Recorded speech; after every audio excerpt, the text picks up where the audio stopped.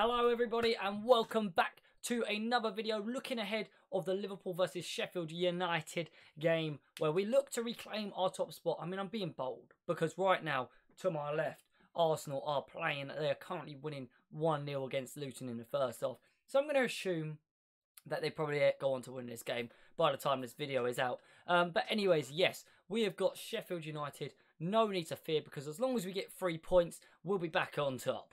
So the big question going into this game is how confident should Liverpool be, given how we've played against Sheffield in recent years? Well, we have not dropped points to Sheffield since 2006. Positive. We have beat Sheffield in our last 5 games. Another positive. We've only conceded once in the last 5 games. Another positive. However, there has been closer results than we probably would have liked. I think you all remember earlier in the season, it took a 90-odd minute second goal from Dominic Szoboszlai to really look comfortable.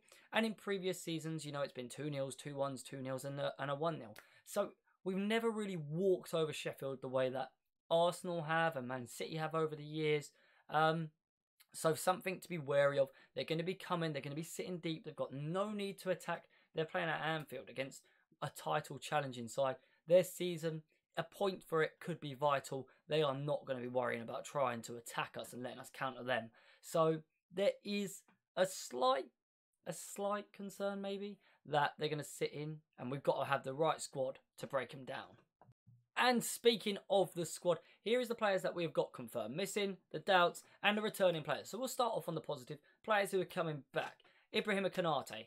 He was sort of on the way back last time out. This time, he was only on the bench last time, didn't come on. This time, I think we'll see him. I think he might start. He's probably had a bit more match action. And, he needs the minutes ahead of the Manchester United game on the weekend.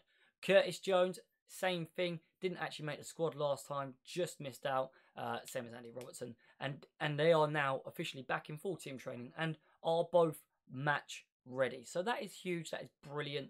Good bit of depth. Will either of them start? I highly doubt it. I think, just coming back, there might be a little bit of a wait. A big concern, Wataru Endo. What a player he has been. Signing of the season, potentially for the money. Absolutely love him. We all do.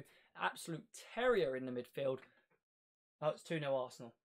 Yeah, it's looking good. Oh, it's an own goal. That is unfortunate. I think that's Doherty as well, who's in my FPL. Anyways, 2-0 Arsenal. Yes, Endo, been a brilliant player. The fact that he's probably missing, or is a bit of a doubt, I doubt we will risk him in the starting 11 at least, with that Man U game coming up on the weekend. Need him fit for that.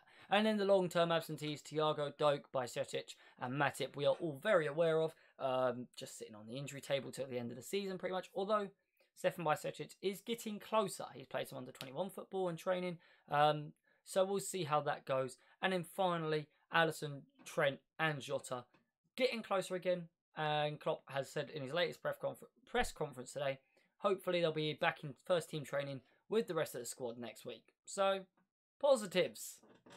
So, last but not least, that leaves us with how will we actually line up? In goal, Kelleher, in my opinion, has to be the starting goalkeeper. Adrian's not a choice and Alisson's injured, so there you go. Across the back four, Connor Bradley, keep him in. Joe Gomez, keep him in. Both been doing brilliant. We could see a Tsimikas appearance. I think there's very high chance of that, and it could mean Gomez goes right back or Bradley goes right back. I'm not sure, but there's a good chance that it'll be these two. They've been in great form. Or maybe Gomez will be rested ahead of the, or one of them will be rested ahead of the Man U game. And the two centre-backs, Virgil van Dijk and Konate. Get Konate 10 minutes, and it's suicide playing without Van Dijk in these high-tension games coming towards the end of the season. Looking at the midfield, Wataru Endo not in it. Like I mentioned, he's a doubt. I don't think we'll risk him in this game against Sheffield when we got Man U on the weekend and a very vital run into the season where he could be a big part of, which means that Alexis McAllister is likely to sit deeper, which is a shame because he is so good going forward. We all know that. We all love it. He'll do a job there. We know that as well. And hopefully we'll be having a lot of the ball. So maybe it won't be too much of a big impact missing Endo. And McAllister will be able to, pick passes from a different position. The other two centre mids in with him, Ryan Gravenberch and Dominic Szoboszlai. Szoboszlai is kind of a must, I think. He's been getting rotated in and out a little bit, getting some minutes.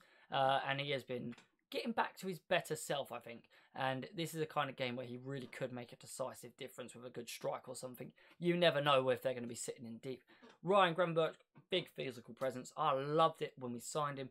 I still want to see the best out of him. I think we're not quite there yet, but hopefully these are the sort of games where he can build it up. We've seen some brilliant performances in Europe, so hopefully we can get some similar stuff in the Premier League. The front three, Mo Salah is a must.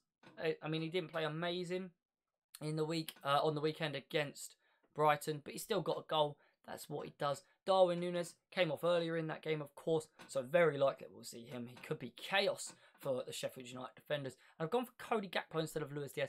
That is purely because Diaz has played so many minutes, and I think this is a likely game where we might see him rested for a little bit. But anyways, guys, that is how I think the lineup's going to go, how the game's going to go. We'll have to wait and see tomorrow.